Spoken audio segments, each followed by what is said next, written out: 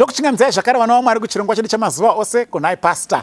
Kune vatanga kuchibata nhasi pachirongwa chino tiri kuedza kubatsirana kupindura mibvunzo yatinogona kunge tiinayo ingapinduruke neumbowo huri mukati mebhaibheri. Saka imi munotubira mubvunzo wenyu pangawa pachirongwa chino kana panhamba dziri kuratidzwa iko zvino izvi pazasi apa.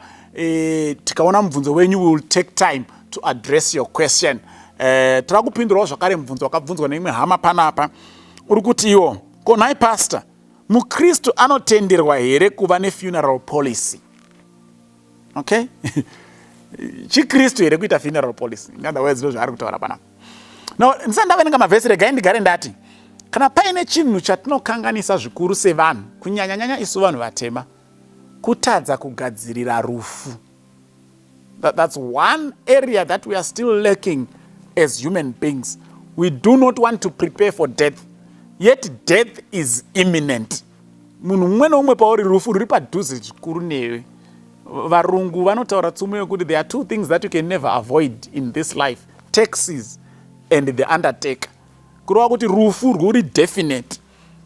Rufu ruri definite. And if death is so definite, then we need to prepare for death. Chiregai ndiwerenge mavhesi angabatsire kupindura mubvunzo wokuti saka kuzoita funeral policy chivi here kana kuti kungwara here, kana kuti is it biblical?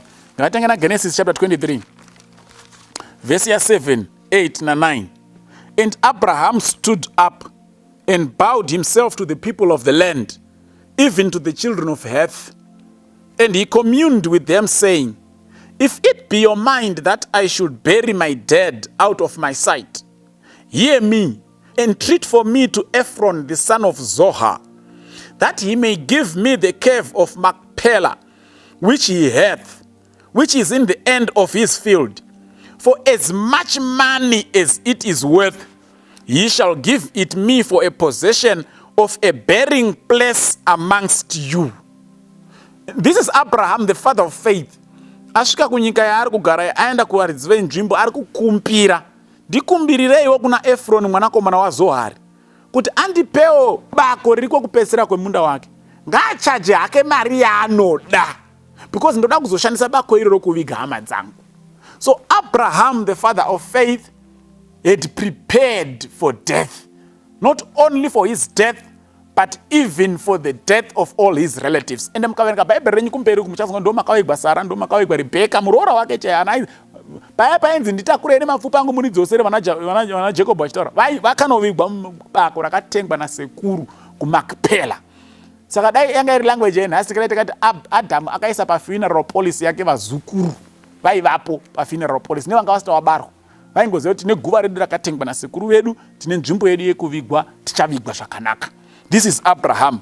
Regai ndiende pana 2 Kings 20 verse 1.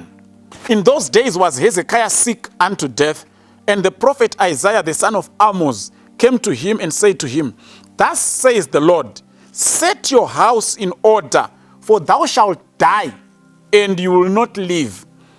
Then he turned his face to the wall and prayed to the Lord, saying, Now, iri ishoko rabva kuna Mwari, thus says the Lord, chigadzirisa zvinhu mumba mako because wakunofa. We must prepare for death. Apana chiri unbiblical by preparing for death. In fact, it is not being wise not to prepare for death. We must prepare for death in any way possible. Ndosaka Hezekiah shoko riri kutobva directly kuna Mwari kuti Hezekiah waakuzonofa, chiita make sure kuti zvinhu wagadzirisa mumba mako. And one way that you can prepare for death is also to prepare for the place where you will be buried. Nyika ino haichangovigwa vanhu pese pese. Wakutofanira kugara wakatozvironga kuti indira kuzovigwa pakati. Ende zvinobatsira kugara wakataura kwauchavigwa. Kana uchikwanisa kugara wakatotenga kofini kana guva racho rauchavigwa, zvinobatsira. Because unosiyira vari kusara vari vapenyu kuti zvinhu zvivarerukire.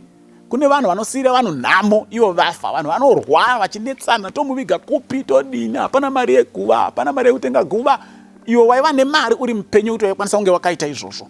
Prepare for death. Set your house in order. You will die. You will not continue to live forever. So set your house in order.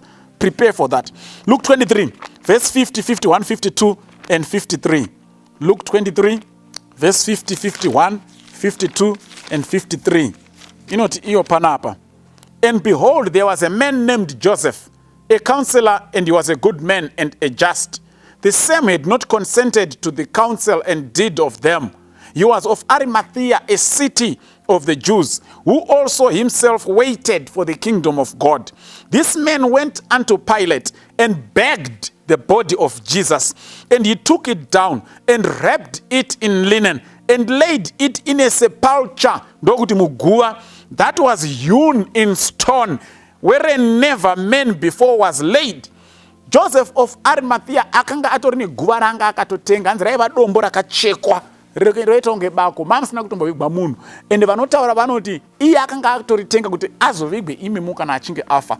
But paakaona Jesu achiitwa zvakaitwa nekutambudzwa kwose, vanzi haana kuwirirana nevanhu mukuita ikoko, saka akaenda kuna Pirato akanokumbira mutumbi waJesu, akautenderwa kuti autora akauputira nemucheka akanouviga muguva.